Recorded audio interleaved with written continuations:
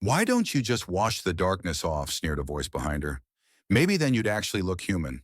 The bathroom was empty except for the echo of those cruel words, and the three girls standing in front of the mirror, their arms crossed, lips curled, eyes full of hatred.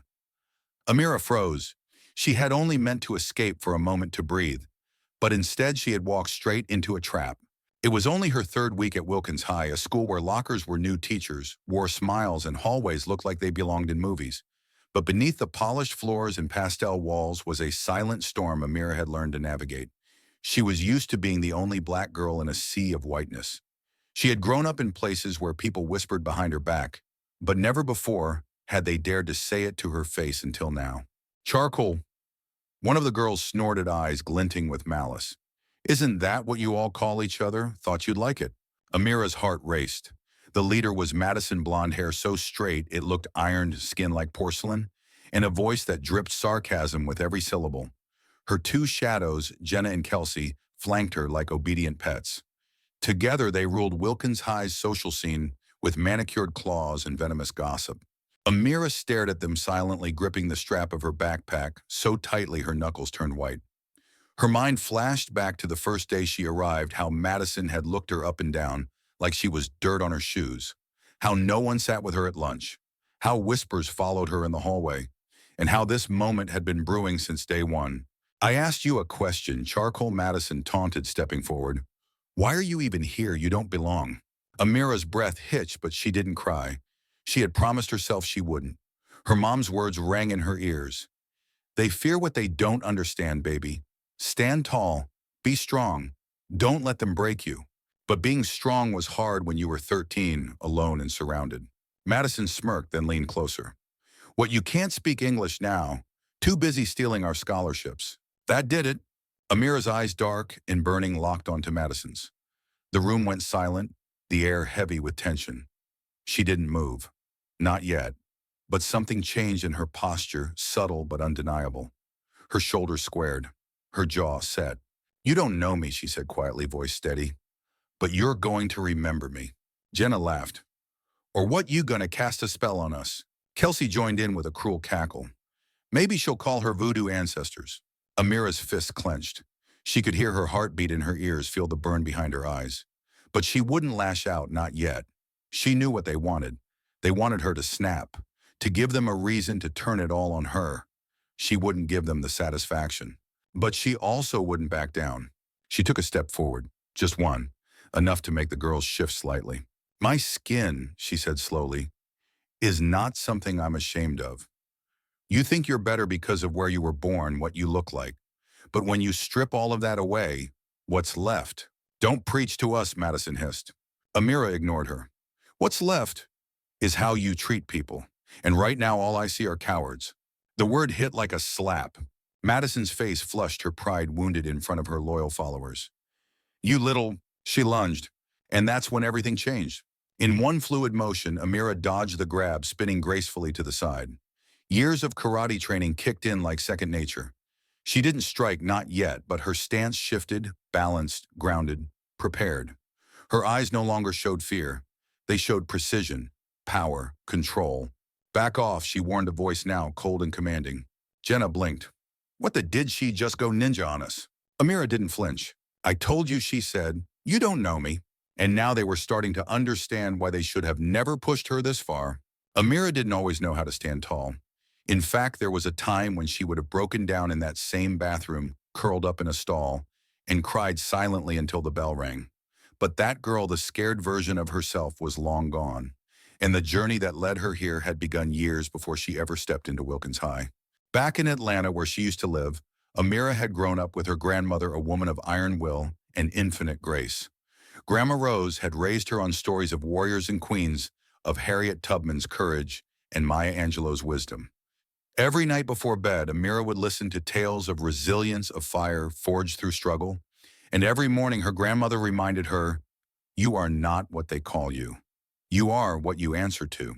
Amira learned early that the world wouldn't always be fair, but that didn't mean she had to shrink. At 6 years old, she was already asking questions others were afraid to ask. By 8, she was reading aloud in front of crowds at church. But her boldness didn't always sit well with teachers or classmates. By the time she turned 10, whispers followed her. Too loud, too confident, too much. Then came the day everything changed. It was a Saturday afternoon.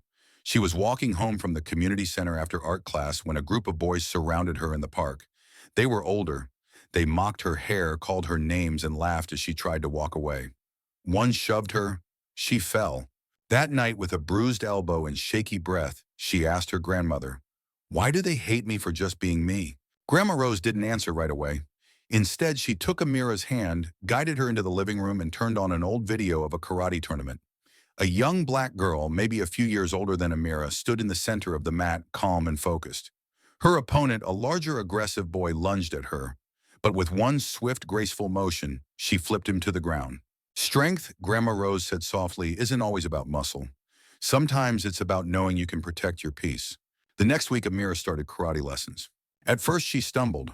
Her movements were stiff, her kicks weak, but something in her refused to quit. She trained through summers, practiced before school, stayed late after class.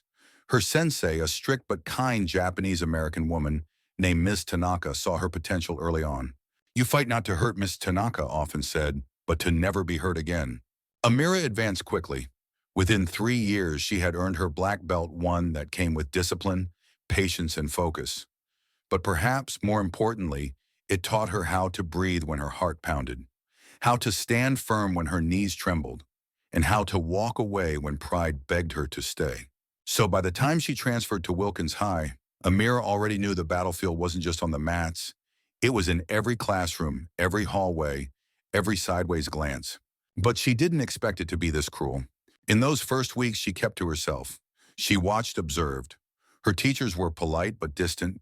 Her classmates avoided eye contact, except one, Natalie. Natalie was a shy girl from the debate team with frizzy brown hair and a lopsided smile. She sat beside Amira in English class and once offered her a pencil. For a moment, Amira thought maybe she had found a friend, but Madison had other plans. "You're either with her or with us," Madison had told Natalie one day after class, loud enough for Amira to hear. Natalie had hesitated. Then she walked away without a word. And just like that, Amira was alone again. But solitude didn't scare her. Not anymore. What did sting, though, was how easily cruelty spread, like wildfire fanned by whispers. One day it was jokes about her lunch. The next it was notes in her locker that read, "Go back to where you came from." She reported it. The counselor promised to look into it. Nothing changed. Until the bathroom. Until Madison crossed the line. Now, as Amira walked out of that confrontation, heart pounding but face calm, she knew something had shifted, not just in them, but in her. They had expected her to cower, to cry, to run, but instead they saw fire. That afternoon, rumors spread fast. "Did you see what happened in the girls' room? I heard she's some kind of ninja." "No, she's a black belt for real." Some were in awe, some were afraid. Madison pretended it never happened. But Amira knew she hadn't even started teaching them the real lesson. Amira could feel the shift, not just in the way students looked at her now, but in the way she walked the halls. Straighter, slower, watching, listening. She wasn't trying to make waves, but the moment in the bathroom had stirred something deeper, both in her and in those around her. On Monday, whispers followed her, not the venomous kind from before, but something quieter, curious, cautious. She could sense it. Boys who used to snicker now moved aside when she passed. Girls who had never made eye contact stole glances from their lockers. Even teachers began addressing her with a little more warmth, as if they'd heard something, but weren't sure if it was true. But Madison, she acted like nothing happened. That was the warning sign. Because silence from people like Madison was never peace, it was planning. Amira kept her guard up. In her karate training, Ms. Tanaka had always said, "The attack you don't see is the one that knocks you down." She kept her eyes sharp in the cafeteria and the halls, even in gym class, where Madison now pretended she didn't exist. But she didn't let it consume her. She had bigger goals. There was a poetry contest coming up regional. Her English teacher, Mr. Reynolds, had pulled her aside after class to encourage her to enter. "You've got power in your words," he'd said. "Real weight." Amira hesitated.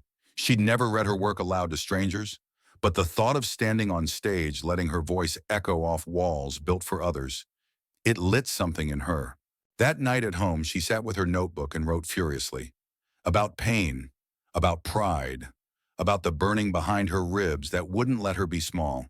She poured every moment, every stare, every name, every injustice into verse. She titled it, "I Am Not Yours to Name."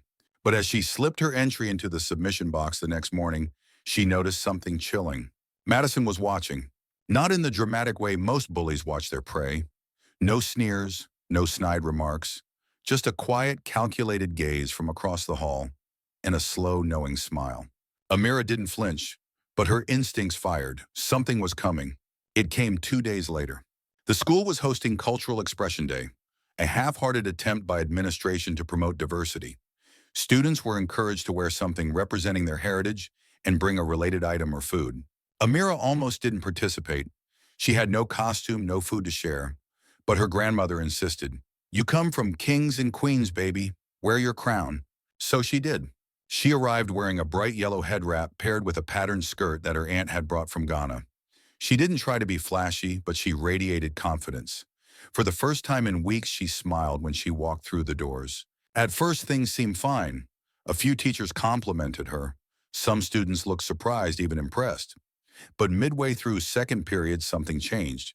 Laughter erupted from the back of the class. Then whispers spread like wildfire. On her desk sat a folded piece of paper. Amira unfolded it. Inside, written in harsh black marker, were the words, "You drop this, monkey costume." And below it, a crude drawing of a stick figure with exaggerated lips, wide eyes, and the word charcoal scrawled across the shirt. Her breath caught. It was a trap, a setup. Someone had waited for the right moment, the right humiliation, and they had chosen today. Madison. Amira didn't need proof. The style of the drawing, the childish cruelty masked as humor, it all reeked of her. But Madison wasn't even in this class. That meant she had helpers. The teacher hadn't seen it. Most students pretended not to, but one didn't. Natalie, the girl who had once offered her a pencil and then turned her back. She was staring now, eyes wide, guilt swimming in them. Amira slowly folded the paper and slipped it into her backpack. Her fingers trembled, but her posture stayed tall. She didn't cry. She didn't break. But something inside her clicked. They wanted a reaction. They wanted her to rage, to scream, to fall apart. But Amira was done reacting. It was time to act. She left school that day without saying a word. At home, she trained for 2 straight hours, kick strikes, breathing drills. Then she sat down, rewrote her poem, and added a final verse, sharp, fierce, unignorable. She wasn't going to win the poetry contest. She was going to burn it down with truth. The auditorium buzzed with low chatter as students filed in, some eager, some indifferent. Rows of folding chairs creaked under shifting bodies. On stage, a wooden podium stood flanked by velvet curtains beneath a banner that read Voices of Tomorrow, Wilkins Regional Poetry Contest. Amira stood backstage, clutching her notebook, her palms damp. Her name was last on the list. She preferred it that way. Let them forget the girl they mocked, only to remember her words echoing after the applause had faded. She peeked past the curtain. Madison sat near the front row, legs crossed, whispering something to a boy beside her, who smirked. Their eyes met. Madison smirked wider, then held up her phone pretending to take a picture, and mouthed charcoal. Amira didn't flinch. She turned away, inhaled deep through her nose, and closed her eyes. She was not in a school auditorium. She was back in her dojo. She was on the mat, centered, still. "You don't fight for revenge," Ms. Tanaka's voice echoed in her mind. "You fight for truth. You fight for light." One by one, students recited their poems. Some stumbled, some soared. Polite applause followed each. But the tension in the room was rising. There was an unspoken anticipation. Everyone had heard something about the final speaker. Rumors had wings. Finally, the MC stepped up to the mic. "And now closing out our event, representing Wilkins High, Amira Holloway." The lights shifted. Applause trickled in like uncertain rain. She stepped into the glow. Her head wrap glistened like gold beneath the spotlights. She walked with a quiet grace, the kind that comes not from arrogance, but from surviving.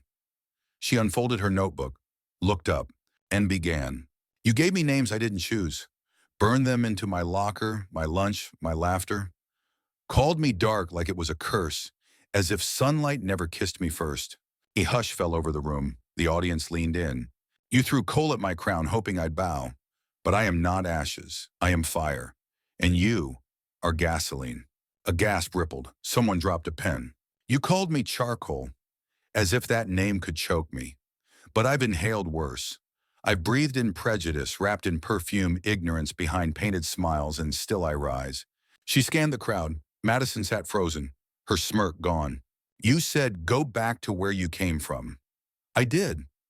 I went back to the bones of queens and warriors, back to drums that spoke before words did, back to strength stitched into my DNA, and found I have always been more than what you could name. The final lines thundered from her lips. So here I stand, not for you, but for every kid who sat silent in the back, who shrunk to survive, who wore shame like a second skin. Today I rip it off. Today I roar. Silence. Then an eruption. Not just applause, not just cheers, but tears, gasps. A few teachers stood. Natalie clapped with her whole body, tears streaming down her face. Even the principal looked shaken. Madison, gone. She had slipped out halfway through the poem. Amira stepped back from the mic, heart pounding, not with fear but with release. Her truth had filled the room. Shattered walls burned through silence. Backstage, a representative from the regional committee rushed up to her. That the woman said, voice trembling, wasn't a poem. That was a revolution. Amira smiled. No, she said. That was the beginning. The next morning, Wilkins High School was buzzing not with gossip but with reverence. Students who had never spoken to Amira now nodded respectfully in the hallways. A few even clapped her on the back. Yo, that poem, one boy whispered as she passed. You cooked. In the cafeteria, a few girls from the art club invited her to sit. Not out of pity, but with genuine admiration. They asked about her writing, her style, her head wrap. She answered politely, humbly, but didn't stay long. She was used to silence. Attention still made her wary. What she didn't know was that someone had filmed the entire performance. That night, the video of her poem titled Charcoal, A Lesson in Fire had been uploaded to TikTok by a junior named Leo with the caption, You have to hear this. She destroyed racism in 3 minutes flat. By sunrise, the video had passed 2 million views. It wasn't just students commenting, it was poets, celebrities, activists, teachers from across the country. Comments flooded in, powerful beyond words. She didn't just recite a poem, she reclaimed her identity. That line about fire and gasoline, instant chills. Where was the school staff when she was being bullied? Why are students being left to fight these battles alone? Amira was still brushing her teeth when her phone buzzed with a message from Mr. Reynolds. We need to meet, immediately. She arrived at school to find an unusual number of adults gathered outside the main office, district officials. Her principal, Mr. Clarkson, wore the tight-lipped smile of someone caught in a storm without an umbrella. Inside the office sat Madison and her mother. Mrs. Caldwell was as polished as her daughter. Blonde bob pearls, a designer blazer. She didn't look furious. She looked furious that she had to be here at all. Amira took a seat across the room. Mr. Clarkson cleared his throat. Amira, thank you for coming. I want to be very clear, this is not a disciplinary meeting. No kidding, Amira said calmly. I didn't do anything wrong. Mrs. Caldwell scoffed. You humiliated my daughter in front of the entire school. She's been in tears for days. With respect, Mr. Reynolds interrupted, stepping forward. Your daughter targeted Amira repeatedly. This meeting isn't about humiliation, it's about accountability. Mr. Clarkson tried to calm the room. We've reviewed the incident. The drawing, the slur, the locker notes. We're initiating an investigation into the culture here at Wilkins. Mrs. Caldwell's voice rose. You can't take the word of some. Amira's eyes narrowed. Somewhat. What's some man? The room fell silent. Madison looked down at her shoes. Mrs. Caldwell recovered quickly. Some students' word without evidence. We have evidence, Mr. Reynolds said. There were witnesses, and we have Amira's poem, her testimony. Mrs. Caldwell stood grabbing her purse. Come, Madison. We're done here. If the school won't protect our children, we'll take this to the board. Mr. Clarkson didn't stop them. But as the door closed behind them, he turned to Amira. I want to apologize, he said. We failed you. And not just you, we failed every student who's ever been made to feel less than in these halls. Amira nodded, unsure what to say. Part of her wanted to scream, where were you weeks ago? Another part, tired and weary, simply said, I don't need a statement, I need change. And for once she saw it land. The principal looked shaken. Human. Later that day, the school held an emergency assembly. Mr. Clarkson took the mic, flanked by teacher staff and even the district superintendent. In front of hundreds of students, he issued a formal apology, not just to Amira, but to every student who'd ever endured racism, bullying, or silence. Then in a moment that shocked everyone, he handed the mic to Amira. She stood heart steady and walked to the center. She didn't recite another poem. She looked into the crowd and said, "Don't clap for me if you're still laughing at the next kid who walks in looking different. Don't post about me if you won't sit with the quiet kid at lunch. If you really want to honor my voice, start listening to the ones you ignore." A hush. Then roaring applause, not polite but real, loud, lasting. That day, Amira didn't just speak. She led. The days after the assembly were a whirlwind. Amira's inbox filled with messages from local journalists, national educators, even spoken word artists who wanted to mentor her. She was invited to speak at nearby schools. Her poem was printed in Teen Voices magazine. Some called her a hero, others a movement. But for Amira, beneath all the attention, one thing remained clear: she wasn't done. Because once the noise died down, the reality remained: students were still being bullied in quiet corners. Not all wounds left bruises, and not everyone changed overnight. If anything, the backlash was just beginning. In the halls, Amira noticed the shift. Some students avoided her, now whispering as she passed, "She's so dramatic. Now we can't say anything without being called racist. Bet she loves the attention." She heard it, she felt it, but she kept walking. The administration, to their credit, had started implementing changes. Cultural sensitivity training was added for all staff. A new anti-bullying task force was formed with Amira as a student representative. She was given the power to help shape policies. She met with Mr. Clarkson weekly and even began helping rewrite the school's reporting procedures so students could file complaints anonymously. Still, not everyone welcomed the changes. At lunch one day, a paper tray of mashed potatoes was accidentally spilled on her. The student responsible muttered "oops" and walked off. Nobody laughed, but nobody helped either. She cleaned it up without a word. That night, she cried for the first time since the bathroom incident. Not because she was weak, but because being strong all the time was exhausting. Her grandmother held her hand, letting the silence stretch. "You've shaken something loose in them, baby," she said. "That makes people uncomfortable. But discomfort is where growth begins." The next morning, Amira showed up wearing a shirt that read, "Loud Black and Unbothered." Natalie approached her at her locker. "Hey, I was wondering if I could sit with you at lunch." Amira studied her for a long moment. "You don't have to pretend," she said. "I'm not," Natalie replied, her voice small. "I should have stood up for you. I was scared. But now I'm more scared of staying quiet." Amira gave a small nod, "Then sit." At lunch, they sat together, two girls who had once been separated by fear, now united by truth. Slowly, others joined. A boy from orchestra, a quiet girl from the library, a Muslim student who had also endured whispers. They weren't a club. They weren't perfect. They were just brave. By spring, Amira was no longer just the girl from the poem. She was running workshops on student advocacy. She spoke to the school board. She organized a day of no silence where students shared stories of pain, resilience, and hope. When Madison returned from her brief leave of absence, she didn't look the same. Her eyes darted away in the halls.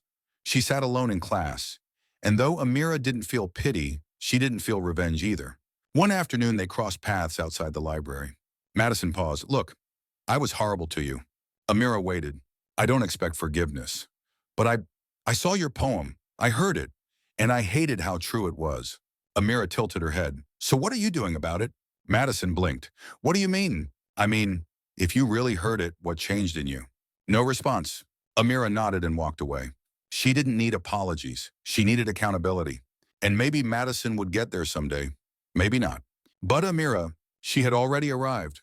By the time spring turned to summer, Amira had become something of a legend, not in the way social media turns people into fads, but in the way leaders emerge from fire. Students who once ignored her now sought her advice.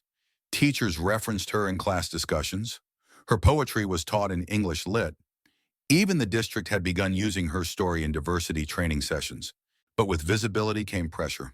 She no longer had the luxury of being invisible. Every hallway walk felt like a performance. Every word she spoke was dissected, quoted, misquoted, retweeted. Amira didn't mind being seen, but some days she missed being left alone. And that's exactly what she wanted on Friday afternoon, when she stepped into the school library to return a book. She wore no makeup, no flashy head wrap, just a plain hoodie, leggings, and a baseball cap. She wanted 10 quiet minutes. No spotlight, no message, just silence. Instead, she walked straight into a confrontation. At the far end of the library, Madison was holding court. She was back no longer untouchable, but still surrounded by a small orbit of loyal classmates.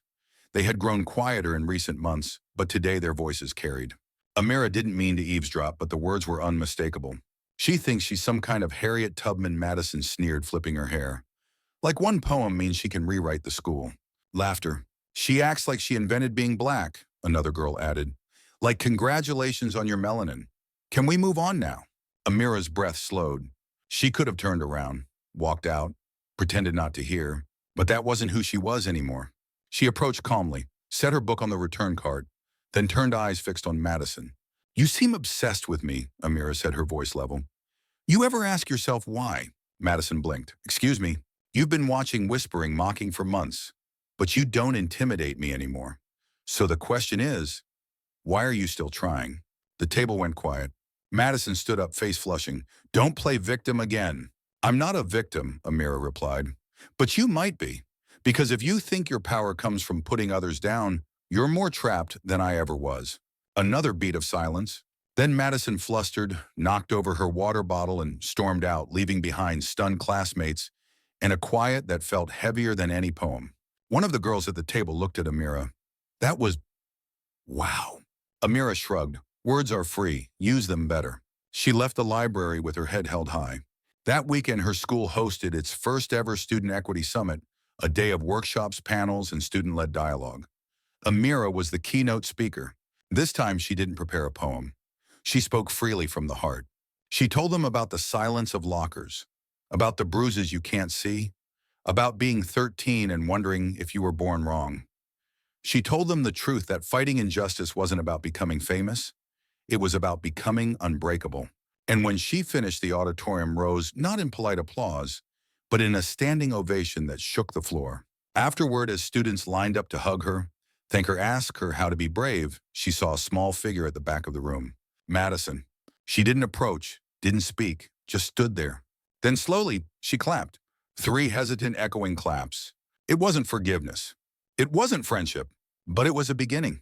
Amira didn't smile. She simply nodded, turned back to the crowd, and whispered to herself, I don't need them to change overnight. I just need them to listen. Summer brought warmth to Wilkins High, but it also brought reflection. Seniors prepared to graduate, juniors eyed college brochures, and teachers rushed to finish grading. Amid the end-of-year chaos, one name kept surfacing in staff meetings, parent groups, and student panels: Amira Holloway. The school had never seen anything like her, not just because of the viral poem, not because she stood up to bullies, but because she stayed. She remained kind when it was easier to be cruel. She remained composed when everyone watched.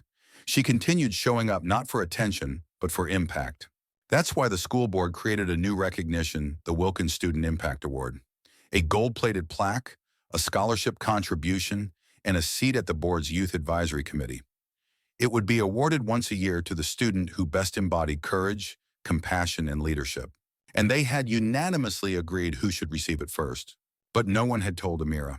She found out the same way everyone else did, sitting quietly in the back row of the gymnasium during the final assembly. The crowd was restless from the heat and the buzz of summer break, but Principal Clarkson's voice rang out with sincerity as he stepped to the mic. This year we faced hard truths. We heard voices we had ignored. We were humbled, and through it all, one student reminded us what dignity, strength, and truth look like when embodied in a single human being. He paused. The room fell still. She didn't ask to be a leader. She didn't demand attention. But her bravery became the blueprint for how we grow. Today, we present the very first Wilkins Student Impact Award to Amira Holloway.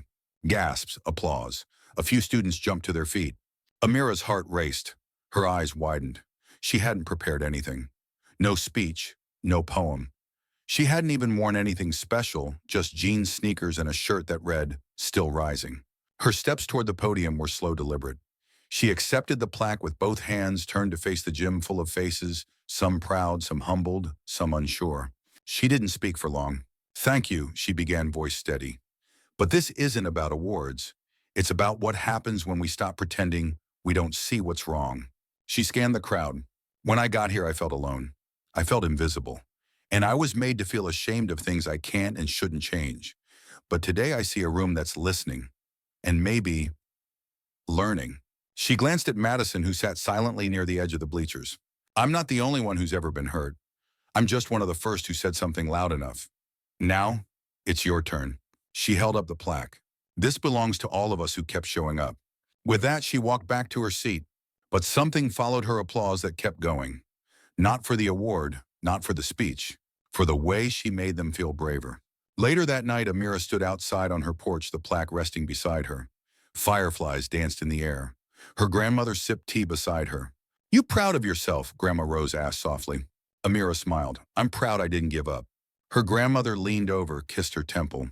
"You didn't just survive, baby. You made the world softer for the next kid." And Amira, for the first time in months, let herself believe it. The Monday after Amira received the Wilkins Student Impact Award, something unexpected happened. A plain white envelope appeared in her locker.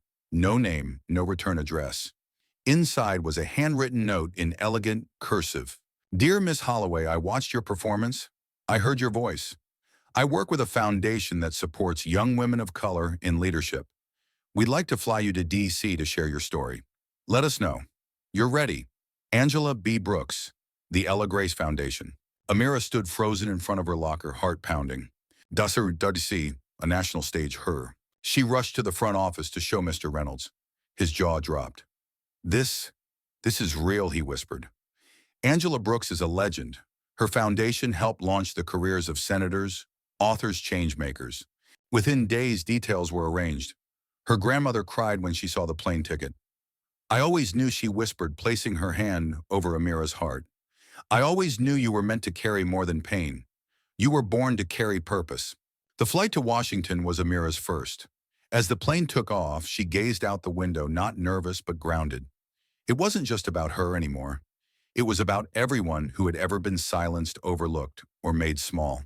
At the summit held in a grand auditorium beneath gilded ceilings, Amira stood backstage waiting her turn. Girls from across the country filled the rows, Latina activists from Los Angeles, indigenous poets from Minnesota, Muslim inventors from Detroit. All leaders, all survivors. Her name was called. She stepped up to the podium, no head wrap this time, just her natural curls free and proud. She looked into the crowd.